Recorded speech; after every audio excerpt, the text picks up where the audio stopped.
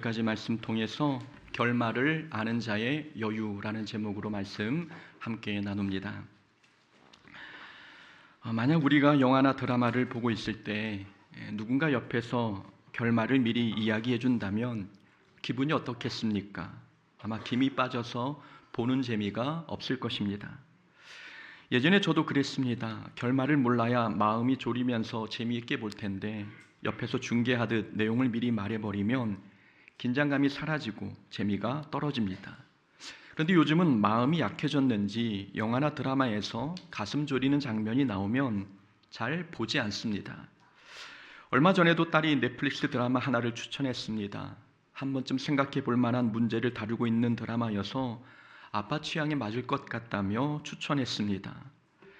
1화를 보기 시작했는데 드라마 분위기가 어둡고 음산했습니다. 마음이 불안해지고 가슴이 조여오는 것 같아서 더는 보지 못하고 꺼버렸지요.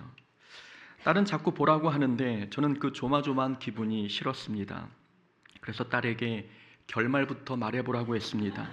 결말이 해피엔딩이면 볼 것이고 슬픈 결말이면 보지 않겠다고 했습니다. 다행히 결말은 해피엔딩이라고 해서 보게 되었는데 결말을 알고 보니 마음이 한결 편했습니다.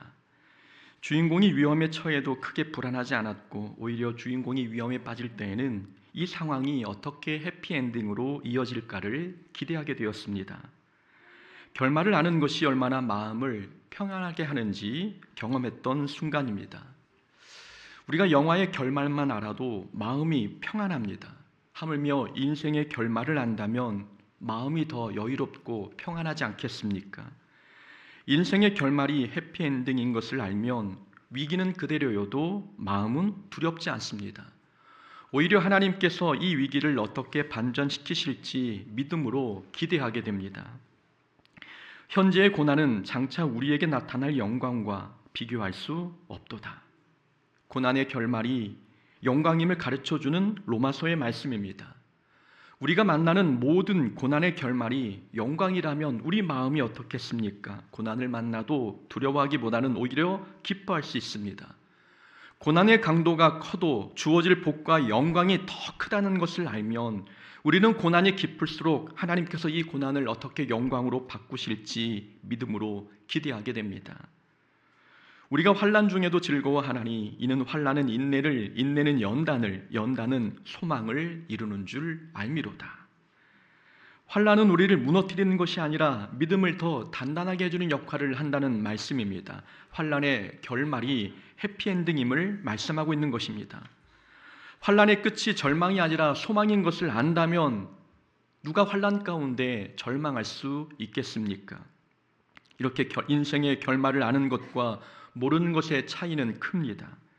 결말을 알면 고난을 만나도 기쁨을 잃지 않지만 결말을 모르면 작은 고난에도 절망합니다. 세상 사람들은 현재만 봅니다. 그래서 현재가 무너지면 모든 것이 무너진 것처럼 생각합니다. 그러나 우리는 현재를 보지 않고 결말을 봅니다. 그래서 지금 현재는 비록 고난이어도 결말이 영광이라면 우리는 현재가 고난이어도 두려워하지 않습니다. 그래서 세상 사람들과 그리스도인들은 고난 속에 살아가는 삶의 모습이 다릅니다. 사도 바울이 3차 전도 여행을 마치고 예루살렘으로 복귀할 때였습니다. 많은 성도들이 바울이 예루살렘에 가지 못하도록 말렸습니다. 예루살렘에 가면 사도 바울이 결박당할 것이 분명했기 때문입니다. 그러나 바울은 복음 전도 사명을 마치기 전까지는 자기 생명조차 귀한 곳으로 여기지 않겠다며 담대하게 예루살렘으로 향했습니다. 바울이 이렇게 담대할 수 있었던 이유가 무엇 때문입니까? 바울은 자기의 결말을 알고 있었기 때문입니다. 내가 거기에 갔다가 후에 로마도 보아야 하리라. 내가 예루살렘에 갔다가 후에는 로마도 보아야 하리라. 사도 바울은 하나님께서 자신을 로마로 보내 복음을 전하게 하실 것을 알았습니다. 결말을 미리 알고 있었던 것입니다. 그러니 예루살렘에서 결박을 당하든 핍박을 받든 바울은 두렵지 않았습니다. 고난이 어떠하든 과정이 어떠하든 자신은 로마에 어떻게 해서든 가게 될 것이 분명했기 때문입니다. 바울이 로마행 배를 타고 가다가 유라굴로 광풍을 만났을 때에도 바울은 마음이 평안했습니다. 이때도 바울은 결말을 알고 있었지요.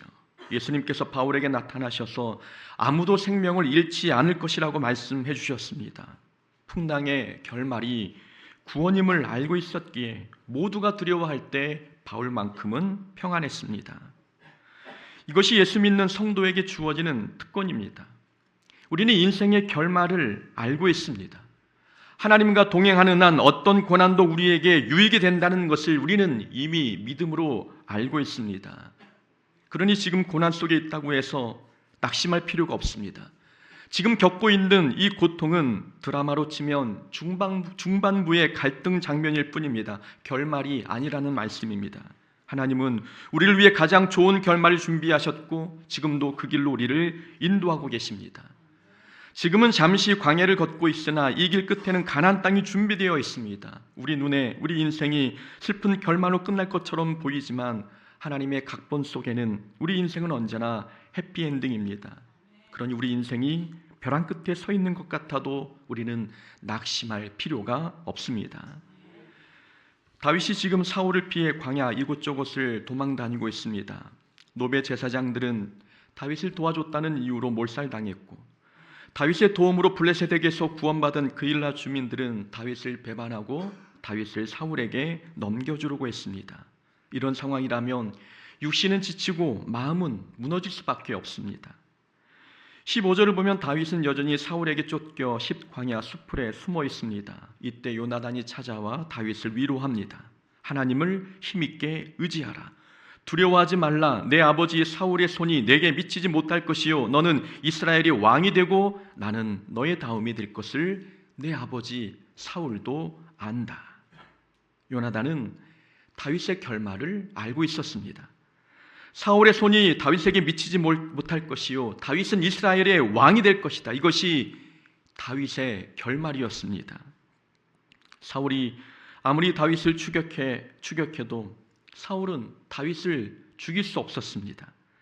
지금은 다윗이 도망자 생활을 하고 있지만 결국은 이스라엘의 왕이 되는 것입니다. 다윗의 현재 상황은 고난의 연속이지만 결말은 죽음이 아니라 생명이고 실패가 아니라 왕권을 얻게 되는 것이었습니다.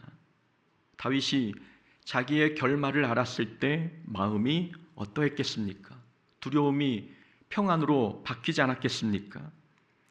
고난 속에서 내 인생이 어떤 결말을 맞게 될지 몰라 불안해하고 있을 때에 하나님께서 나를 위해 은혜의 결말을 준비하셨다는 것을 알았을 때 모든 불안이 사라지고 용기가 생기지 않았겠습니까?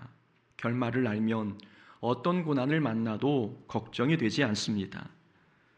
그러니 우리도 삶의 문제로 두려움에 사로잡힐 때 우리는 우리 인생의 결말을 떠올려야 합니다. 하나님은 우리 삶을 실패로 끝내지 않으십니다. 지금은 목숨이 경각에 달린 것처럼 위태로워 보여도 하나님은 우리 인생을 비극으로 마무리하지 않으십니다. 다윗을 향한 결말이 기쁨이었던 것처럼 하나님은 우리가 겪는 고난도 기쁨으로 끝나게 하십니다. 그러니 믿음의 눈을 크게 뜨고 우리를 위해 하나님께서 준비하신 결말을 봐야 합니다. 하나님께서 우리 인생에 부어주실 복과 은혜를 미리 믿음의 눈으로 본다면 지금 당장은 쫓기는 것 같아도 우리는 낙심하지 않을 수 있습니다. 성경은 우리의 결말을 이렇게 말씀합니다. 그들이 너를 치나 너를 이기지 못하리니 이는 내가 너와 함께하여 너를 구원할 것임이니라. 삶의 문제가 우리를 공격해도 우리를 이기지 못할 것이라는 예레미야서의 말씀입니다. 내가 너와 함께하여 너를 구원할 것임이니라. 위기 속에서 하나님께서 우리와 함께 하시는 것, 우리를 구원하시는 것, 이것이 고난에 처한 우리 인생의 결말입니다. 이 모든 일에 우리를 사랑하시는 이로 말미암아 우리가 넉넉히 이기느니라. 성경은 우리가 겨우 이긴다 말씀하지 않고 넉넉히 이긴다고 말씀하고 있습니다. 결론을 이미 지어놓고 말씀하는 겁니다. 지금은 지고 있는 것 같아도 최종 결말은 이미 우리가 역전승을 거두는 것으로 기록되어 있다는 말씀입니다. 그러니 지금은 잠깐 수세에 몰리는 것 같을지라도 걱정할 필요가 없습니다. 하나님을 사랑하는 자, 곧 그의 뜻대로 부르심을 입은 자들에게는 모든 것이 합력하여 선을 이루느니라. 살면서 겪는 억울함, 슬픔, 실패의 조각들까지도 하나님은 선이 되게 하신다는 말씀입니다. 겪을 당시에는 불필요해 보이던 시련도 결말을 알고 돌아보면 버릴 장면이 하나도 없음을 깨닫게 합니다. 모든 사건이 어우러져서 아름다운 결말을 하나님께서 만들어 주셨기 때문입니다. 이렇게 하나님은 우리 인생의 결말을 언제나 기쁨이 되게 하십니다. 이 사실이 우리에게 안심케 하고 우리를 평안케 하지 않습니까? 하나님은 우리를 위해 기쁨의 결말을 계획하셨고 어떤 방해 속에서도 그 결말을 성취해 주십니다. 그러니 우리는 현재만 보고 불평하고 낙심하지 말고 하나님께서 베푸실 은혜의 결말을 믿음의 눈으로 봐야 합니다. 지금은 눈물이 있지만 끝은 웃음이 있게 하십니다.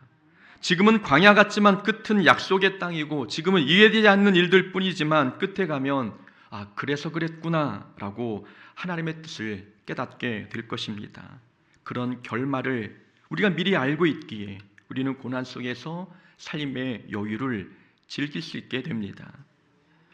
그렇다면 삶의 결말을 아는 것이 우리에게 어떤 유익을 줄까요? 성도의 결말이 해피엔딩임을 안다는 것이 현재 우리에게 주는 유익은 무엇일까요? 세 가지를 살펴보겠습니다. 먼저 첫 번째로 결말을 알면 위기를 다르게 해석하게 됩니다. 결말을 알면 위기는 불행이 아니라 믿음 성장의 기회로 해석하게 됩니다. 다윗의 상황을 한번 보십시오. 15절을 보면 다윗은 십광야 수풀에 숨어 있습니다. 사울은 포기하지 않고 계속 추격했지요. 설상가상으로 10사람들까지 가세하여 다윗의 위치를 밀고 했습니다. 10사람들은 다윗과 같은 유다 지파 사람들이었는데 사울 편에 서서 다윗을 밀고 하고 있습니다. 사울 군대의 추격과 10사람들의 감시 속에서 다윗은 도망갈 길이 전혀 보이지 않는 위기 상황에 놓였습니다. 26절을 보면 다윗의 상황이 얼마나 급박한지 알 수 있습니다. 사울이 산 이쪽으로 가매 다윗과 그의 사람들은 산 저쪽으로 가며 서로 추격전을 벌이고 있습니다. 사울과 다윗은 숨소리가 들릴 만큼 가까운 거리에서 마주보고 있습니다. 이제 다윗은 완전히 포위되었고 도망칠 길이 보이지 않았습니다. 이런 상황에서는 결말을 아는 자와 모르는 자의 반응이 극명하게 갈립니다. 결말을 모르는 사람은 이런 상황에 놓일 때에 이제는 정말 끝이구나, 여기서 죽는구나라며 절망할 것입니다. 그러나 결말을 아는 사람은 절망 대신에 이제 하나님께서 이 상황을 어떻게 반전시키실까 흥미진진하게 기다립니다. 상황이 급박하면 급박할수록 하나님이 어떻게 하실지 기대감을 갖게 되는 것, 결말을 아는 자의 태도입니다. 보십시오. 사울이 붙잡히기 직전 기막힌 반전이 일어납니다. 27절에 전령이 사울에게 달려와 외칩니다. 급히 오소서, 블레셋 사람들이 땅을 침노하나이다. 때마침 블레셋이 이스라엘을 공격했고 사울은 블레셋과 싸우기 위해 철수하게 됩니다. 블레셋이 이스라엘을 공격한 타이밍이 기가 막히지 않습니까? 이것이 우연이겠습니까? 하나님께서 정확한 시점에 개입하신 결과입니다. 하나님은 다윗을 구원하시기 위해 블레셋이라는 이방 민족을 도구로 사용하셨고 사울의 발길을 강제로 돌려놓으셨습니다. 다윗에게 위기는 인생의 종말이 아니었습니다. 다윗에게 위기는 하나님의 능력을 경험하는 은혜의 무대였습니다. 다윗이 이런 위기를 겪지 않았다면 역사를 움직여 자신을 건지시는 하나님의 세밀한 손길을 어찌 경험할 수 있었겠습니까? 빠져나갈 구멍이 전혀 없는 완벽한 위기였기에 다윗은 하나님의 살아계심을 온몸으로 경험할 수 있었습니다. 이것이 결말을 아는 자에게 주어지는 유익입니다. 위기의 끝이 희극임을 아는 사람은 위기를 위기로만 해석하지 않습니다. 결말의 끝이 은혜이고 복임을 아는 사람은 위기를 절망이 아니라 하나님의 능력, 하나님의 도우심, 하나님의 개입하심을 체험하는 기회로 해석하게 됩니다. 이스라엘 백성이 40년 동안 광야길을 걸었습니다. 이스라엘 백성들에게는 분명한 목적지, 즉 약속된 결말이 있었습니다. 결말이 예정되어 있었기에 광야는 방황하는 곳이 아니라 하나님의 능력을 경험하는 곳이었습니다. 그러나 이스라엘 백성들은 광야 생활이 힘들고 고되다 보니 이 광야의 끝이 축복의 땅이라는 것을 망각했습니다. 그래서 배고프고 목이 마르면 마치 이 광야에서 죽기라도 하는 것처럼 하나님을 원망하며 절망했습니다. 광야의 끝이 죽음이라고 생각하니, 이 고난의 끝이 비극이라고 생각하니 광야는 죽음의 공포가 가득한 무서운 장소가 되어버렸습니다. 결말을 알지 못하는 자에게 고난은 공포의 대상이 됩니다. 그러나 결말을 아는 자에게 고난은 하나님의 능력을 경험하는 은혜의 기회가 됩니다. 하나님은 다윗을 위해 블레셋을 움직이셨고 사울의 마음까지 돌이키셨습니다. 평소에는 블레셋이 쳐들어와도 다윗만 쫓던 사울이 이번에는 눈앞에 다윗을 포기하고 돌아가 버렸습니다. 하나님이 역사하신 결과가 놀랍지 않습니까? 이렇게 하나님은 우리를 구원하시기 위해 역사를 움직이시고 나라와 민족 그리고 사람의 마음까지 움직이십니다. 그러니 우리 고난의 결말이 어찌 비극일 수 있겠습니까? 하나님은 우리의 해피엔딩을 위해서라면 천하 만국을 움직이시고 모든 피조 세계도 도구 삼으십니다. 그러니 우리는 고난을 만날 때 이 고난을 믿음의 눈으로 해석해야 합니다.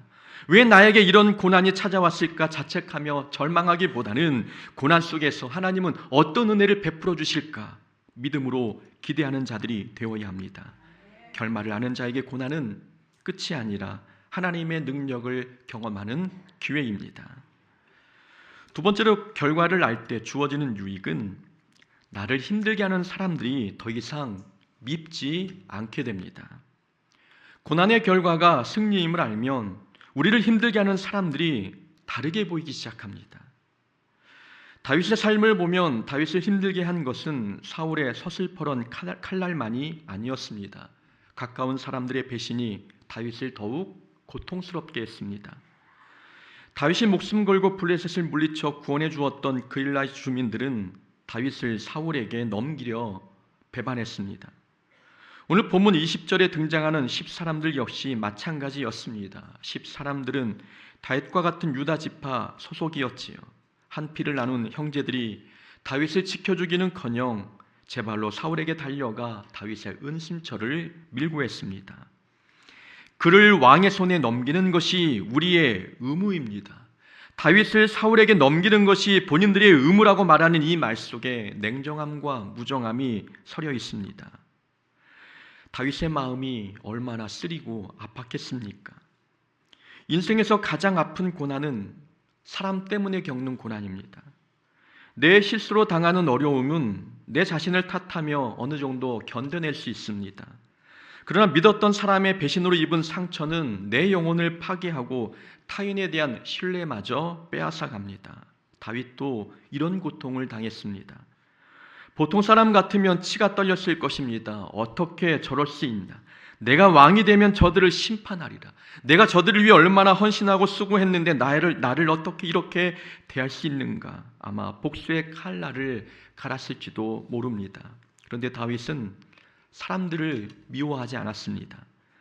배신한 그일라 주민들을 공격하지 않았고 훗날 동굴에서 사울을 마주했을 때 사울을 죽일 기회가 있었음에도 불구하고 다윗은 복수하지 않았습니다. 다윗이 그럴 수 있었던 이유는 결과를 알고 있었기 때문입니다.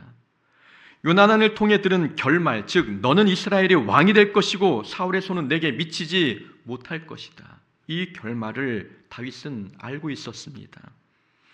다윗은 하나님의 각본을 믿었기에 자신을 배신한 사람들이 믿지 않았습니다. 자신을 배신한 사람들, 그들은 내 인생을 망치는 존재가 아니라 단지 지나가는 단역배우에 불과했기 때문입니다. 사람들은 우리 인생을 망치지 못합니다. 사람들이 우리를 배신하고 우리 발목을 붙잡아도 우리 인생은 하나님의 계획대로 흘러가게 되어 있습니다. 사울이 아무리 다윗을 죽이려 했어도 다윗은 이스라엘의 왕이 되지 않았습니까? 형들이 요셉을 팔아넘기고 이웃들이 누명을 씌워 요셉을 감옥에 보냈어도 요셉은 애굽의 총리가 되었습니다. 사탄이 욥의 모든 것을 뺏고 아내가 그를 비난했어도 욥은 결국 갑절의 복을 누렸습니다. 그 누구도 하나님의 계획 속에 있는 인생을 망가뜨리지 못했습니다. 우리 인생의 대본은 하나님이 붙잡고 계십니다.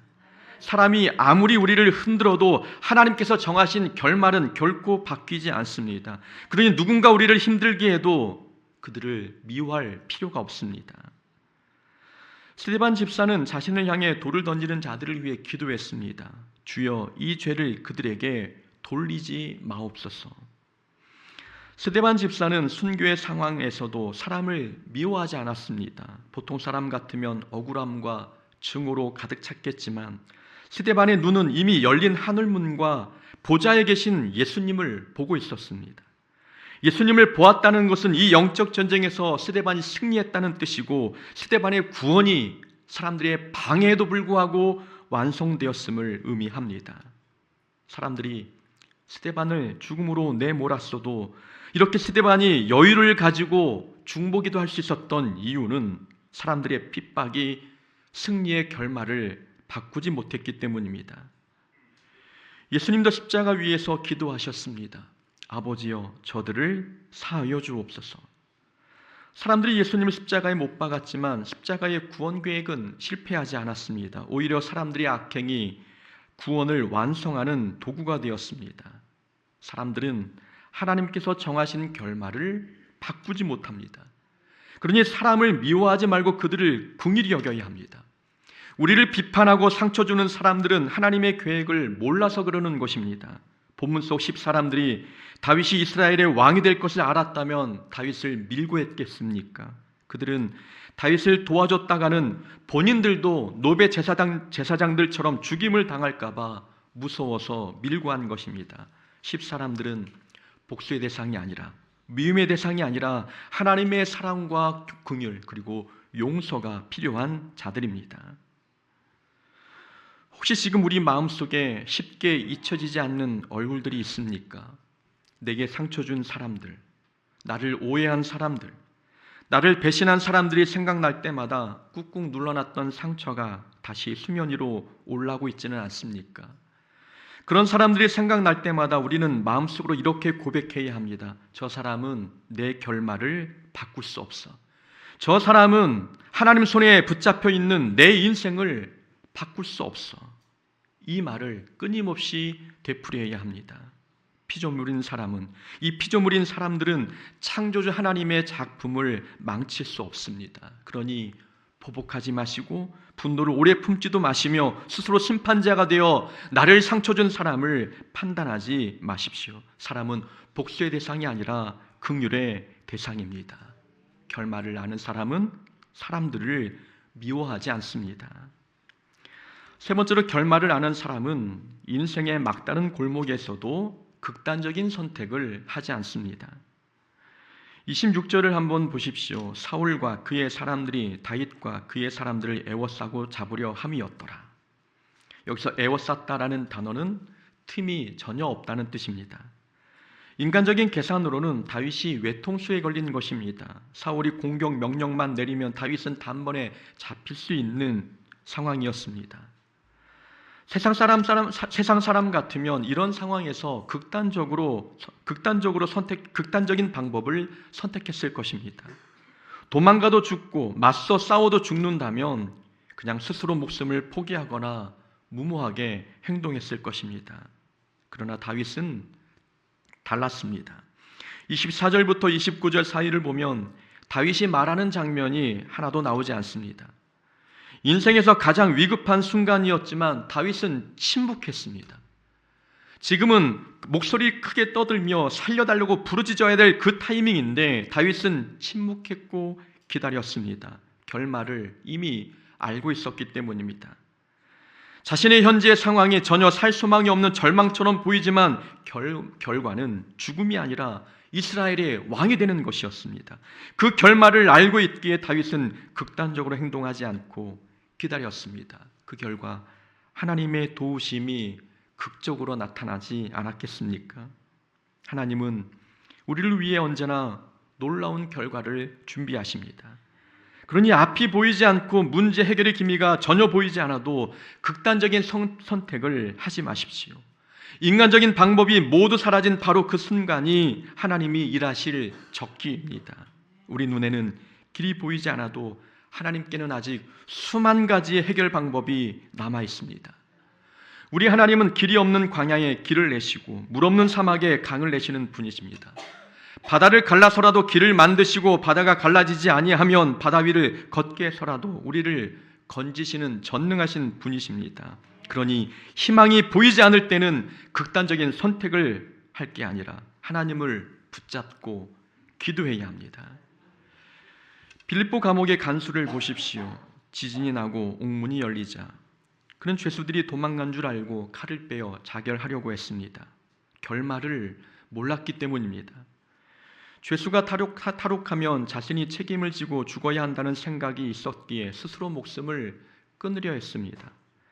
그러나 하나님은 그 간수와 그의 온 가족을 구원할 놀라운 계획을 이미 가지고 계셨습니다. 만약 이 간수가 하나님의 결말을 미리 알았다면 결코 칼을 빼들지 않았을 것입니다. 가룟 유다와 베드로의 차이도 마찬가지입니다. 베드로와 유다 두 사람 모두 주님을 배반했지만 결과는 달랐습니다. 베드로는 회개하여 용서를 받았으나 가룟 유다는 스스로 생명을 끊었습니다.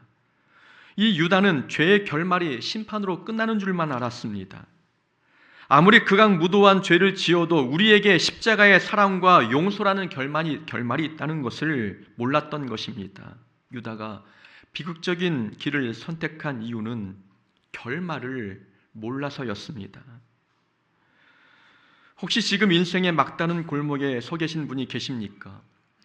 감당할 수 없는 큰 죄책감 때문에 절망 가운데 있는 분 계십니까? 경제적 문제로 숨이 막히는 상황이 있고 또한 엘리야처럼 노력해도 상황이 달라지는 것 같지 않을 때, 상황이 달라지지 않는 것 같을 때, 그럴 때 딱 죽었으면 좋겠다고 생각하는 분들이 계십니까? 그러나 기억하십시오. 아직 하나님의 드라마는 끝나지 않았습니다. 하나님의 계획 중 중반부만 보고 미리 결말을 단정짓지 마십시오. 하나님은 지금도 일하고 계시며 우리가 예상하지 못한 방식으로 반전을 준비하고 계십니다. 아무리 상황이 힘들어도 극단적인 선택을 하지 말고 전능하신 하나님 아버지를 붙들고 기도해야 합니다. 영화 속 주인공이 위기 속에서 죽는 것 보셨습니까? 하나님 나라의 주인공인 우리도 하나님께서 절대 죽도록 내버려 두지 않으십니다. 가끔 가요가 마음에 와닿을 때가 있습니다. 매드클라운이라는 가수가 부른 노래 중에 죽지마라는 노래가 있습니다. 노래라고 하기보다는 랩에 가까운데 죽음을 생각하는 자들에게 위로와 권면을 주는 가사 말이 인상적입니다. 죽지마, 동굴 속에 숨지마, 기죽지마, 완벽하게 안 살아도 돼, 거울 앞에서 그렇게 울지마. 이런 가사로 노래가 시작이 됩니다. 그 중에 가장 인상적인 가사말은 이렇습니다. 그러니까 1시간만 더 살아보자. 건조기 돌리면 1시간 금방 가. 1시간이 지나면 건조기에서 갓 나온 빨래 냄새 그거 맡으면서 힘내자. 그렇게 하루 더 살자. 하루 더 살면 쿠팡에서 제일 비싼 샴푸, 린스 산 다음에 그 2개를 동시에 다 써버릴 때까지 1달만 더 살아보자. 그렇게 하루를 더 살고 1달 더 살면 올해도 금방이야. 죽고 싶을 때는 건조기에서 나온 빨래 냄새 맡으면서 견뎌보라는 내용입니다. 절망적일 때 어떤 방법으로든 극단적인 선택을 피해보라는 내용이지요. 이렇게 세상 사람들은 절망 속에서 단 1시간이라도 살아보기 위해서 여러 방법을 강구합니다. 그런데 우리에게는 하나님이 살아계시지 않습니까? 우리 하나님은 막힌 인생의 길을 내시고 닫힌 삶의 문도 능히 여시는 분이십니다. 그런 하나님이 우리 아버지시라면 우리는 용기가 생기지 않습니까? 하나님은 우리가 막다른 골목에 놓일 때 그때 비로소 우리를 위해 홍해를 가르실 것입니다. 그러니 인생 막다른 골목에 놓였을 때 극단적인 선택을 할 게 아니라 우리 인생의 해피엔딩을 계획하신 하나님을 붙들고 기도해야 합니다. 우리의 결말은 죽음이 아니라 생명이고 실패가 아니라 영광입니다. 하나님은 우리 인생의 드라마의 작가이며 감독이십니다. 하나님께서 작성하신 시나리오 속에서 우리 인생은 언제나 해피엔딩입니다. 그러니 인생의 벼랑 끝에 서면 하나님께서 이 상황에서 어떤 반전을 보여주실지 믿음으로 기대하십시오. 위기 속에서 절망하지 말고 위기를 하나님의 능력을 경험하는 기회로 삼으십시오. 사람을 미워하지 마시고 막다른 골목에서 극단적인 선택을 피하십시오. 하나님께서는 우리 인생을 반드시 긍정적인 결과로 이끄실 것입니다. 이번 한 주간 세상 위협 앞에 기죽지 마시고 결말을 아는 자의 여유로 당당하게 살아가는 믿음의 자녀 되기를 주의 이름으로 축원합니다. 아멘. 우리 말씀 붙잡고 기도하겠습니다. 기도할 때 우리 인생의 끝은 하나님께서 해피엔딩으로 끝맺음을 해놓으셨습니다. 그러니 고난 속에서 좌절하거나 절망하지 말고 오직 하나님의 살아계심을 붙잡고 하나님의 도움을 구하는 믿음의 자녀 되기 위해서 우리 말씀 붙잡고 통성으로 기도하겠습니다. 하나님 아버지, 오늘도 하나님 앞에 말씀을 통해서 우리의 삶에 하나님이 어떻게 역사하시는지, 우리 고난을 어떤 결과를 이끌어 가시는지 깨닫게 하시니 감사합니다. 하나님 아버지, 우리를 통해 하나님 아버지 놀라운 일들을 이루고자 하시오니 하나님 고난이 우리에게 하나님의 능력을 체험하는 기회가 되게 하여 주옵소서. 하나님 아버지, 고난을 아버지 참으로 은혜로 바꾸실 하나님의 능력을 믿게 하여 주셔서 우리를 힘들게 하는 사람들을 미워하지 않게 하여 주옵소서. 막다른 인생의 골목에 놓일 때에 하나님 아버지 극단적인 선택을 하지 않게 하여 주옵소서. 하나님 살아계심을 믿게 하여 주시고 힘들 때마다 전능하신 하나님을 붙잡고 이 고난 가운데 하나님이 보여주실 은혜를 기대하며 나아가는 믿음의 자녀들이 되게 하여 주옵소서. 그런 삶을 살아가는 하나님의 자녀가 될 수 있도록 하나님이 역사하여 주옵소서.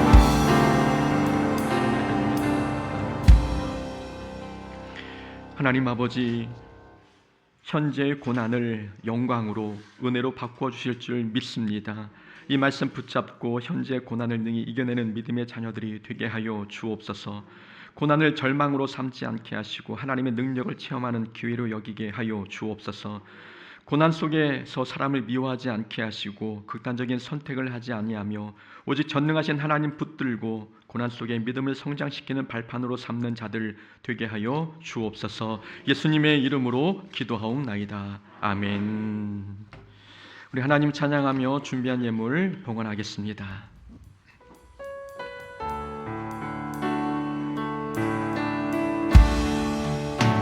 주님의 뜻을 이루소서. 고요한 중에 기다리니 진흙과 같은 날 빚으사 주님의 형상 만드소서. 주님의 뜻을 이루소서. 온전히 나를 주장하사 주님과 함께 동행함을 만민이 알게 하옵소서. 아멘. 하나님 아버지, 감사합니다. 거룩한 주일을 우리 발걸음을 주의 전으로 인도해 주시고 하나님께 예배할 수 있도록 도우시니 감사합니다. 한 주간 살았던 우리의 믿음의 고백을 담아 하나님을 예배하였사오니 이 예배를 받아주시고 또한 하나님의 것을 구별하여 드린 우리의 헌금도 하나님 기쁘게 받아 주옵소서. 우리가 하나님께 드린 것은 물질뿐만이 아니라 한 주간의 삶의 고백도 함께 드렸으며 우리 시간과 재능과 앞으로의 남은 모든 인생의 계획도 하나님께 드리오니 하나님 받으시고 하나님의 나라를 이루는 일에 사용하여 주옵소서. 이번 한 주간도 하나님과 동행하여 주시고 하나님과 동행할 때에 어떤 고난을 만나도 흔들리지 않는 믿음 생활을 하게 하여 주시며 삶의 감사의 조건을 보게 하여서 매일매일 하나님께 감사하며 살아가는 우리의 삶이 되게 하여 주옵소서. 하나님의 삶의 주인이심을 고백하는 우리의 가정과 일터와 사업이 하나님께서 형통의 복을 더하여 주시고 예수 믿는 자녀의 삶이 어떻게 잘 되는지 온천하에 증명해내는 우리의 삶이 되게 하여 주옵소서.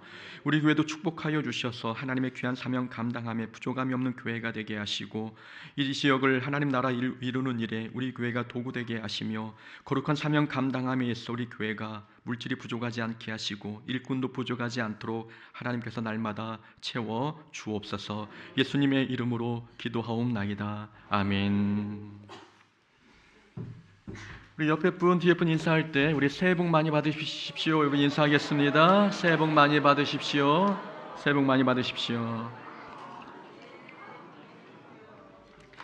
예, 이번 주는 설 명절이 있습니다. 출타하시는 분들 안전 운행하시고 설날 가정 예배 순서지가 필요하신 분들은 안내석에 준비되어 있으니 사용해 주시기를 바랍니다. 많은 분들이 또 출타를 이미 하셨고 또 출타 계획 있는 분도 계실 텐데 안전 운행하시고 가정 모임 속에서 그리스도인다운 모습 잃지 않았으면 좋겠습니다. 저도 오늘 예배 후에 오랜만에 또 출타하게 됩니다. 안전 운행 위해서 기도해 주시면 감사하겠습니다. 오늘 오후 찬양 예배는 가족과 함께 보내시고 새벽 예배는 화요일만, 설 명절인 화요일만 쉬게 되고요. 나머지 월요일, 수요일은 새벽 예배를 지속하게 됩니다. 어린이부 겨울 성경학교가 2월 21일 토요일과 2월 22일 주일 1박 2일간 교회에서 있습니다. 위에서 기도해 주시면 감사하겠습니다. 다음 주일 예배 후에 정기당회로 모이도록 하겠습니다. 3월 1일은 정월대보름 전교인 윷놀이가 기획되어 있습니다. 위에서 기도해 주시면 감사하겠습니다. 우리 김민재 우리 청년 나오셨나요? 우리 앞에 잠깐 나오시고 우리 2월 23일에 군입대를 하게 됩니다. 예, 잠깐 기도하겠습니다. 예.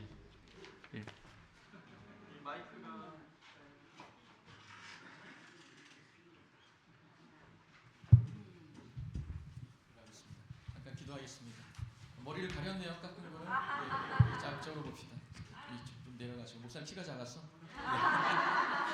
기도하겠습니다. 하나님 아버지, 우리 사랑하는 민재 나라의 부름을 받고 이렇게 또 군입대를 준비하고 또 기다리고 있습니다. 하나님 아버지께서 민지 앞길을 형통케 하여 주시고 새로운 세상에 들어가는 그 과정 속에 있는 민지의 마음 불안하고 두려울 텐데 하나님께서 그 마음 평안케 하여 주옵소서. 하나님 군대 안에서 좋은 만남의 복을 허락하여 주시고 세상 문화에 젖지 않으며 믿음 생활 더 잘하게 하여 주셔서 제대 이후에는 민재가 더 믿음의 사람으로 성장해 있는 모습을 우리가 기다리게 하여 주시옵소서. 또 민재를 떠나보내는 부모의 마음도 하나님께서 위로하여 주옵소서. 이제는 아들을 위해 날마다 깨어 기도하게 하여 주시고 아들을 군대 보낸 부모의 믿음 더욱더 이 군복 많은 기간 동안에 부모의 믿음이 더욱더 성장하도록 은혜 베풀어 주옵소서. 하나님 2월 23일에 또 입대하기 위해서 출발할 텐데 하나님 아버지 그 발걸음 인도하여 주시고 안전케 하여 주시옵소서. 아버지, 우리도 이 민재를 위해서 날마다 기도하게 하시고 민재가 군대에서 하나님 더 깊게 만나 하나님의 귀한 자녀로 성장해 있는 모습을 기대하며 우리 성도님들도 깨어 기도하는 우리 모습이 되게 하여 주시옵소서. 예수님의 이름으로 축복하며 기도하옵나이다. 아멘. 잘 다녀오라고 또 축하금을 준비했습니다. 잘 다녀오십시오.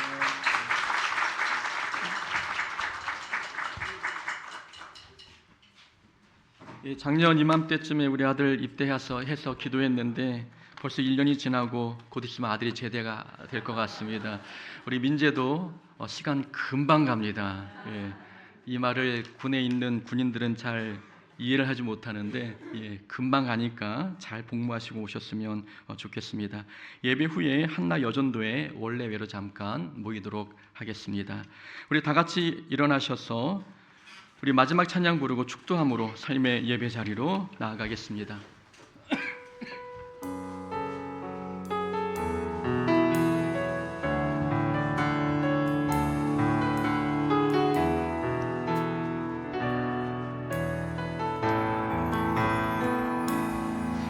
하나님의 부르심에 후회하심이 없네. 내가 이 자리에 선 것도 주의 부르심이라. 하나님의 부르심에는 결코 실수가 없네. 나를 부르신 하나님의 신실하심을 믿네. 작은 나를 부르신 뜻을 나는 알 수 없지만 오직 감사와 순종으로 주의 길을 가리라.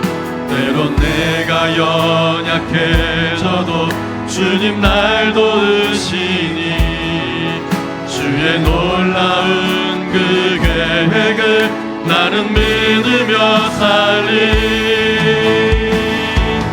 날 부르신 뜻 내 생각보다 크고 날 향한 계획 나의 지혜로 측량 못하나 가장 좋은 길로 가장 완전한 길로 오늘도 날 이끄신 날 부르신 뜻 내 생각보다 크고 날 향한 계획 나의 지혜로 측량 못하나 가장 좋은 길로 가장 완전한 길로 오늘도 날 이끄심이네.